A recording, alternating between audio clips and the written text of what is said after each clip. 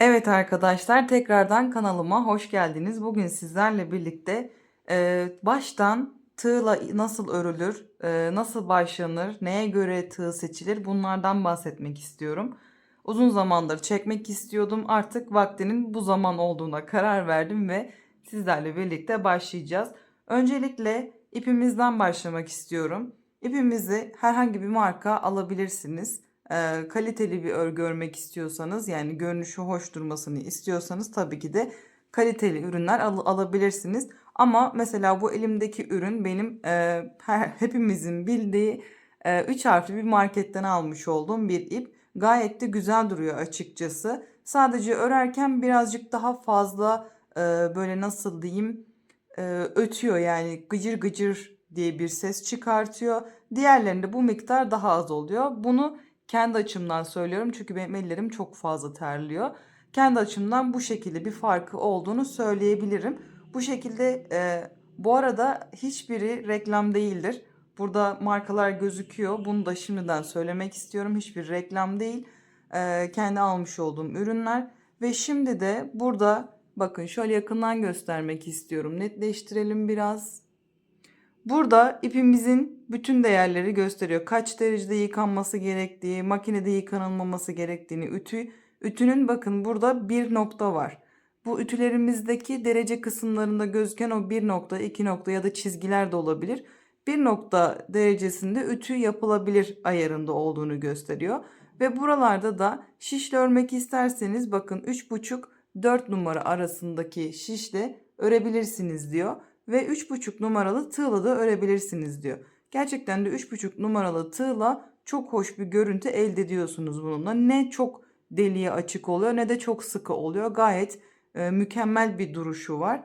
Bunu bu şekilde tanıtmak istiyorum. Ayrıca başka bir ipte, yani bu farklı ipleri göstermemin sebebi her ipte farklılık gösterebilir. Yani bunu alırken elinizdeki tığ yoksa ona göre yapabilirsiniz, alabilirsiniz.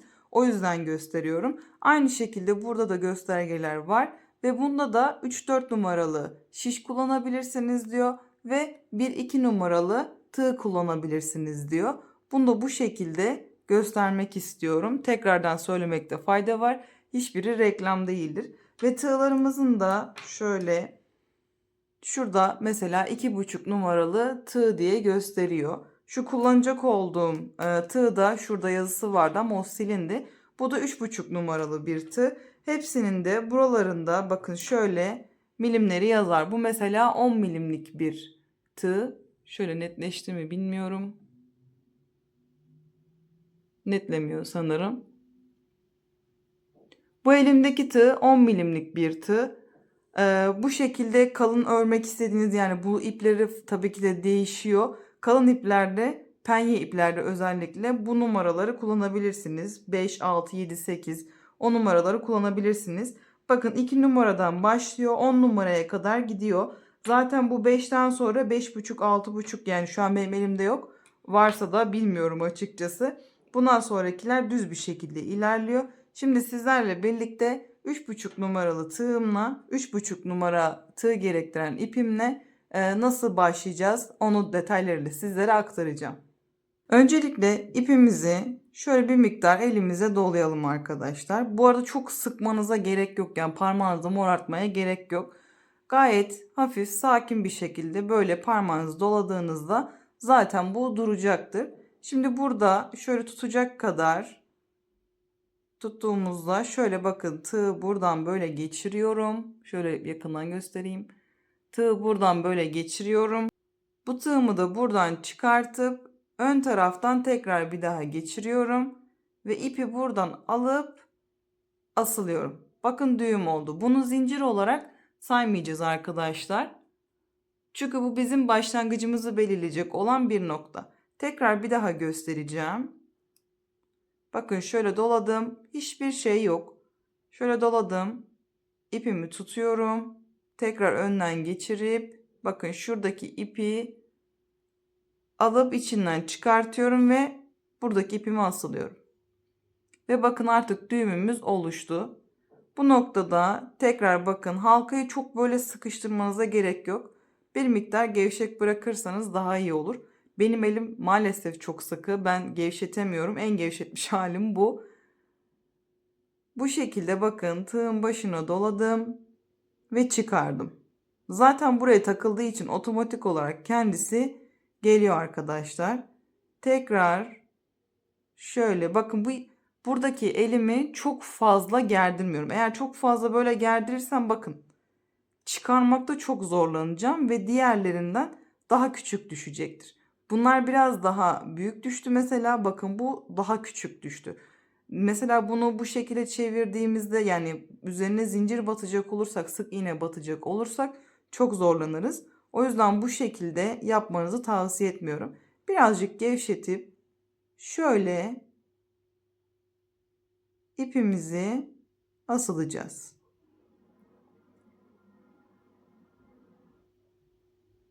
Şöyle. Eğer gerçekten tam olarak yeni başladıysanız bu zincir üzerine birazcık çalışmanızı tavsiye ediyorum.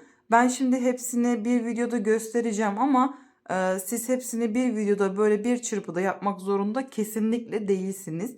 Öncelikle eliniz bir zincire alışsın. Zincirdeki bu düzgün bir şekilde ilerlemeyi bir tamamlayın. Ardından benim göstermiş olduğum noktalara tekrar bir daha başlarsınız.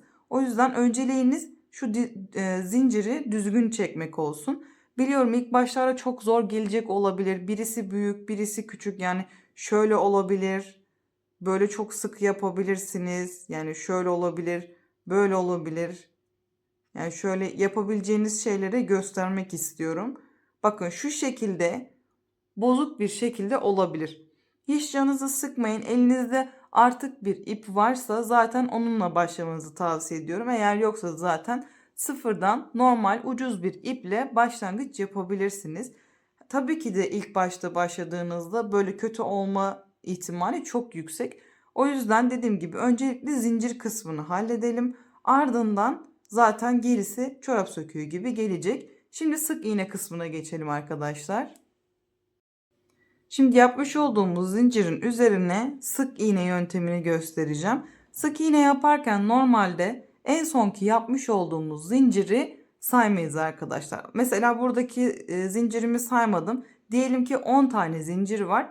9 tane sık iğnemiz olur. Çünkü en baştakine batamayız. Zaten batarsak çirkin bir görüntü oluşur. Şuradaki en baştaki şu zincire değil de bir sonrakine batacağız. Bakın şurada bir çıkıntı var. Buna değil, bir sonrakinin kenarından batacağız ve bu şekilde sık iğnemizi yapacağız. Bakın ilk başta hiçbir şekilde ip dolamadım ve sadece şuradaki zincirin tek bir kanadına batıp arkadan ipimi aldım ve tekrar bakın bir iki tane ipim oldu. Tığımı doladım ve çıkardım. Bakın hemen oluşmaya başladı. Tekrar hiçbir şekilde ip dolamadan bir sonraki zincire batıyorum. İpimi alıp çıkartıyorum. Bir iki tane ipim oldu. Tekrar tığın başını dolayıp tekrar çıkartıyorum. Bakın dediğim gibi ilk başta zincirlere çok sık yapmış olsaydım buralara batmam çok zor olacaktı. Özellikle kağıt ip yapıyorsanız kağıt ip zaten başlangıç olarak kesinlikle tavsiye etmiyorum. Eliniz birazcık daha bu yumuşak iplere alıştıktan sonra kağıt ip kısmına geçebilirsiniz. Çünkü çok zorlanabilirsiniz. Kağıt ipte de standart zaten 3,5 numaralı tığ kullanıyoruz. Örecek olduğunuz modellere göre değişiklik gösterebilir. Bunu da burada not olarak geçmek istiyorum tekrardan. Şöyle tekrar. Bakın aslında hiç zor bir noktası yok. Sadece dediğim gibi yeni başlıyorsanız bu noktalarda birazcık zorlanmanız çok ama çok normal. O yüzden kesinlikle pes etmeyin. Olabildiğince uğraşın. Dediğim gibi yaptığınız yeri sökün, bir daha yapın, kesin. Yani mesela atıyorum buraya kadar geldiniz beğenmediniz, sökmek de istemiyorsanız kesin tekrar bir daha baştan başlayın.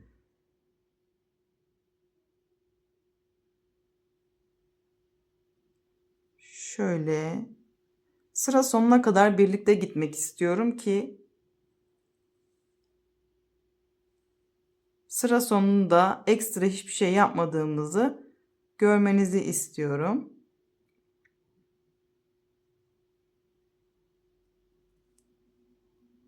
Bakın şurada zincir yapmıştık, yani düğüm atmıştık. Burada bizim düğümümüz var. Burada en sonki zincir kısmına batıyoruz. Düğüm kısmına hiçbir şekilde hiçbir şey yapmıyoruz. Bakın şöyle sık iğnemiz tamamlandı. Böyle yapmış olduğumuz sık iğneyi bu noktada kesip göstermek istedim arkadaşlar. Sizler benimle birlikte devam edebilirsiniz. Sadece görsel olarak sık iğnenin burada durmasını istediğim için bu şekilde koydum. Ve şimdi bir üst sıraya nasıl geçeceğiz onu göstereceğim sizlere. Bu da çok kolay arkadaşlar. Bir tane zincir çektiğiniz zaman modelimizi döndürüyoruz. Eğer bir zincir çekip de döndüysek bu dip kısmına batmıyoruz. Çünkü zaten bir zincir hali hazırda çektik. Yani bu dibine batacak olduğumuz noktayı biz zincir çekerek tamamlamış olduk. Ve bir sonrakine batarak, bakın dibine değil bir sonrakine batarak ve başakların ikisinden de geçiş yaptım. İpimi asıldım ve tekrar ikisinden birlikte çıkardım. Tekrar bir sonrakine, bakın şurada başaklar var, tekrar göstermek istiyorum. Buradaki başaklara batıp arkadan ipimi alıyorum ve bu şekilde çıkartıyorum ikisinden birlikte. Tekrar bir sonrakine batıyorum. İpimi alıyorum, çıkartıyorum. İki ipim var. İkisinden birlikte çıkartıyorum. Tekrar bir sonrakine ipimi aldım. İkisinden birlikte çıkardım. Aynı işlemi sıra sonuna kadar tamamlayacağız arkadaşlar.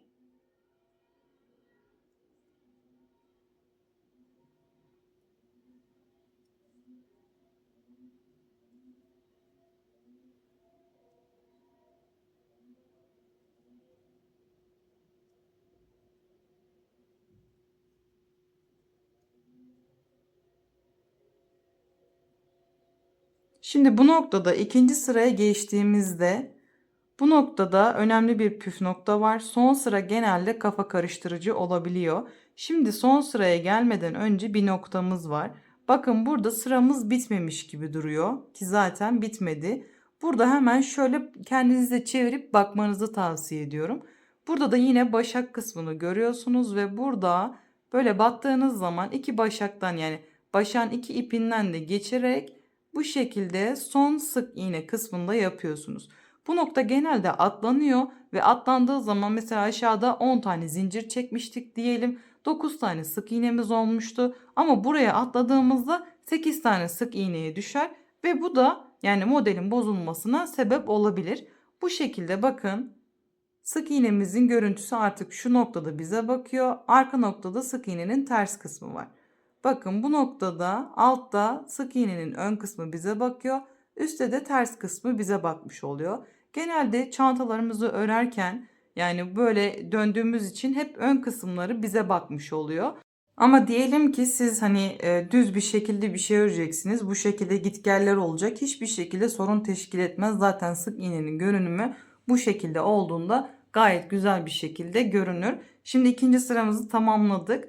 Bu şekilde mesela biraz önceki gibi hani bir zincir çekmiştik bir üst sıraya geçerken. Burada da zincir çekmediğimiz zaman şu dip kısmına batarak başlayabilirsiniz arkadaşlar. Çünkü bir zincir çektiğimiz zaman hala hazırda zaten bir tane sık iğneyi yapmış oluyoruz başlangıçta. Bakın şu noktada, ama burada zincir çekmediğimizde dip kısmından başlayabilirsiniz. Eğer zincir çekmiş olsaydık dibe değil bir sonrakine batacaktık. Bu noktada da burası sizin aklınızda bulunsun diye anlattım arkadaşlar. Şimdi de ikili trabzan kısmına geçeceğiz sizlerle birlikte. İkili trabzan yaparken yine bakın şöyle ipimi alıyorum, tutuyorum, önden batıp ipimi delikten çıkartıyorum ve ipimi asılıyorum. Ve tekrar birazcık belli bir miktar asıldıktan sonra zincirlerimi çekiyorum arkadaşlar. İkili trabzan yaparken de yine zincir çekerek başlıyoruz. Çünkü bir temelimizi oluşturmamız gerekiyor illaki.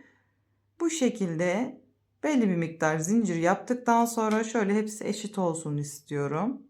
Dediğim gibi saymadım. Sizler sayabilirsiniz. Bir model falan koyacaksanız. Bu noktada mesela ikili trabzan yaparken Sık iğneden farkı şu yapmış olduğumuz yerde mesela diyelim ki 10 tane zincir çektik ve biz tabanımızda 11 tane sık iğne ya da ikili trabzan istiyoruz. Pardon, ikili trabzan istiyoruz.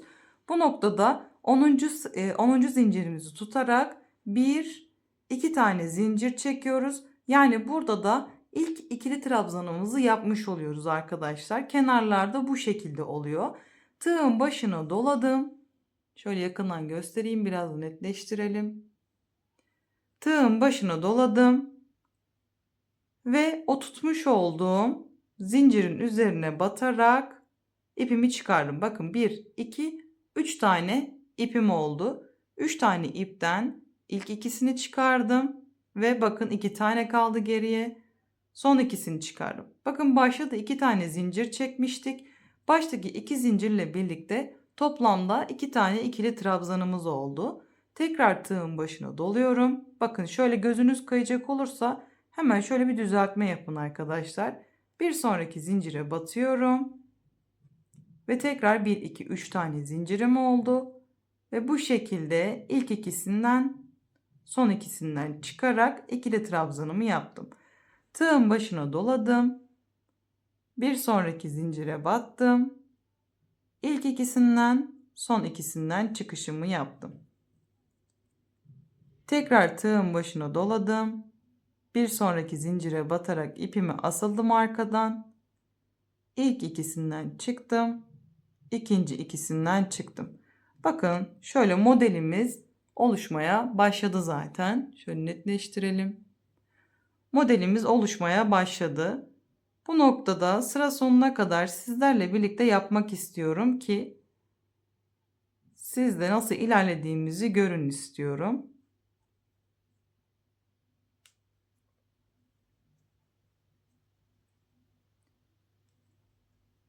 Bu noktada tekrar belirtmekte fayda var arkadaşlar. Eğer yeni başladıysanız öncelikle zincirinizi oturtmanız gerekiyor.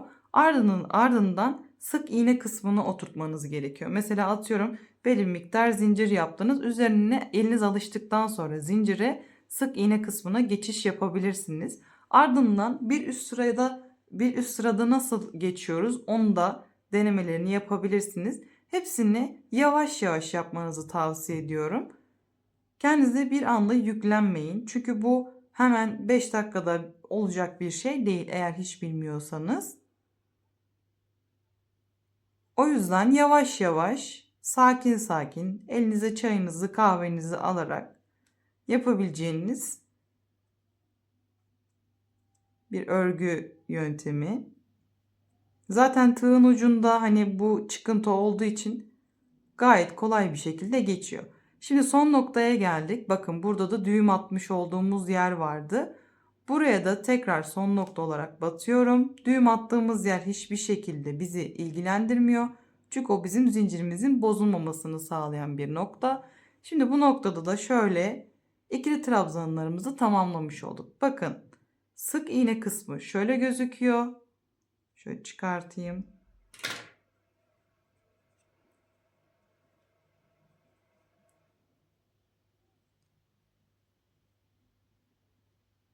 Sık iğne kısmı böyle gözüküyor. İkili trabzan birazcık daha enli gözüküyor haliyle. Bunda zaten hiç ip almadan yapmıştık.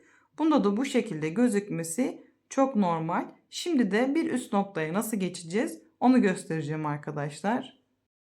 İkili trabzanda da bir üst noktaya geçerken bir iki zincir çekiyoruz ve modelimizi bu şekilde döndürüyoruz. Ardından tığın başına dolayıp dediğim gibi dibine değil bir sonrakine batacağız. Çünkü hali hazırda zaten bir tane trabzan yapmıştık. O yüzden bir sonrakine batarak tekrar devam ediyoruz. Bu noktada yine bakın buralarda yine başaklarımız var. Şöyle göstereyim yakından.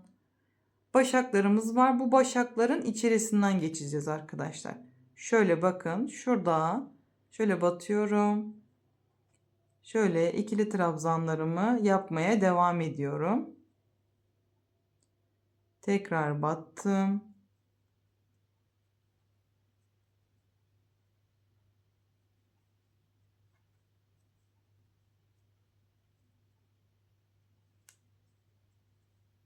Bu arada üst kısma geçmenin en kolay yöntemi. Başka bir yöntemi de var. Onu da göstermek istiyorum. Hangisi kolayınıza gelirse onu yapabilirsiniz. Şöyle sıra sonuna kadar birlikte devam edelim.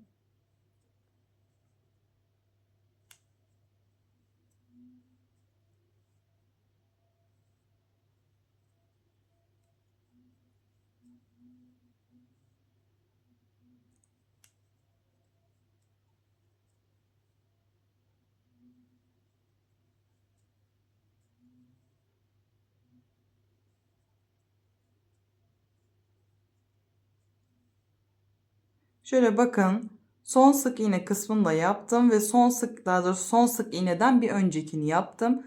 Ve şöyle sık iğnede de göstermiş olduğum gibi bakın şurada bir çıkıntı daha var. Bu çıkıntıyı geçersek sıramızda azalma meydana gelir. Bunun olmasını istemiyoruz. Şöyle modeli kendinize çevirdiğinizde bakın şurada hemen bir başak gözüküyor. Bu başağın içerisinden de geçiyorum ve tekrar ikili trabzan yapıyorum. Bakın şöyle modelimiz tamamlandı. 2 sıra ikili trabzan yapmış olduk.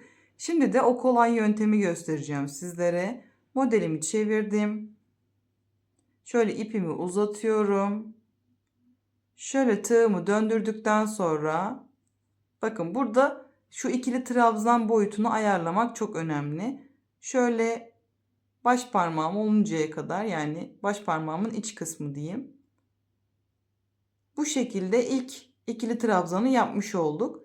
Dibine değil her zamanki gibi bir sonrakine batıyoruz. Ve ikinci ikili trabzanımızı yaptık. Bakın burada da bir tane ikili trabzanımız oldu. Ve ikinci ikili trabzanımızı yaptık. Şimdi üçüncü ikili trabzanımızı yapıyoruz. Bu şekilde de yapabilirsiniz. İster iki zincir yaparak tığın başına dolayıp ikili trabzanlara devam edersiniz. İster de tığı bu şekilde döndürdükten sonra tekrar devam edebilirsiniz. Bu şekilde bu yöntemde aklınızda bulunsun diye göstermek istedim.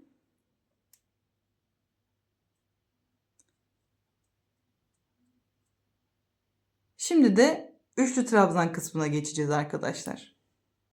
Yine üçlü trabzan yapmadan önce de yine her zamanki gibi böyle başlıyoruz.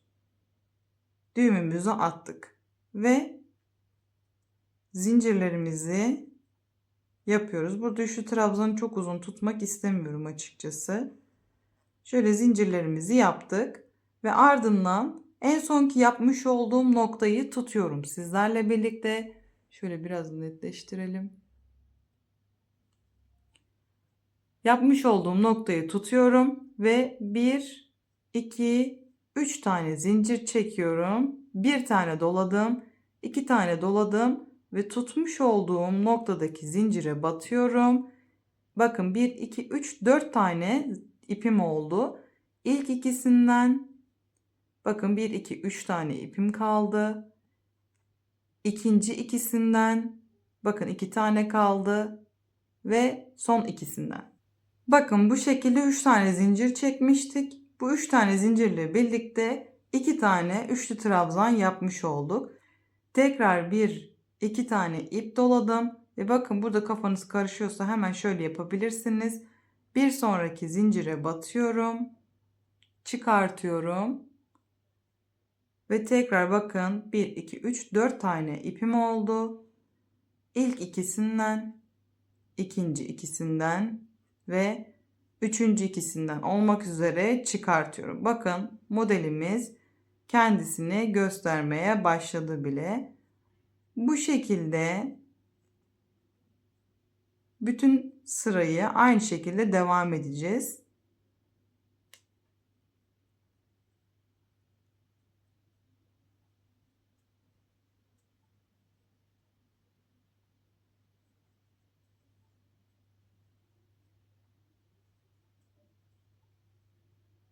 Doladım.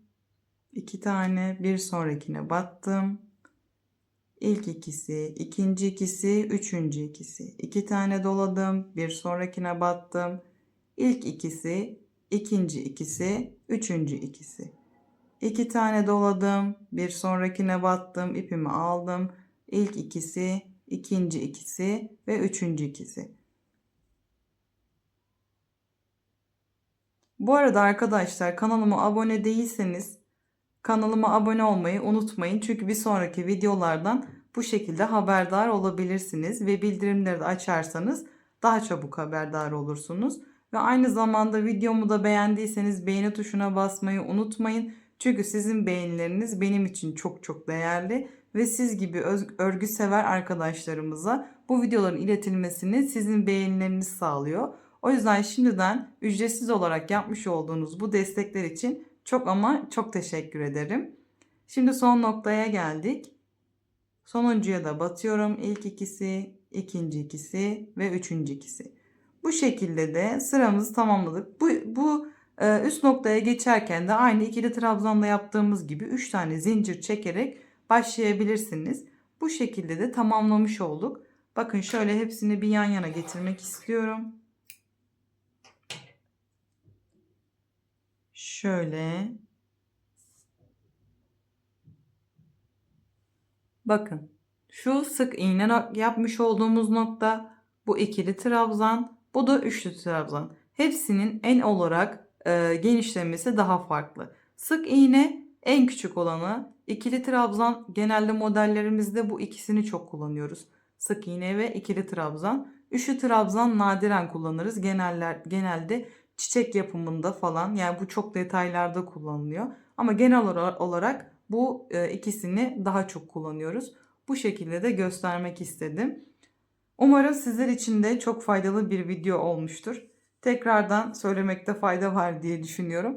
Videomu beğendiyseniz beğeni tuşuna basmayı unutmayın arkadaşlar. Şimdiden beğeniye basan elleriniz dert görmesin diyelim. Ve bir sonraki videoda görüşmek üzere arkadaşlar. Hoşça kalın.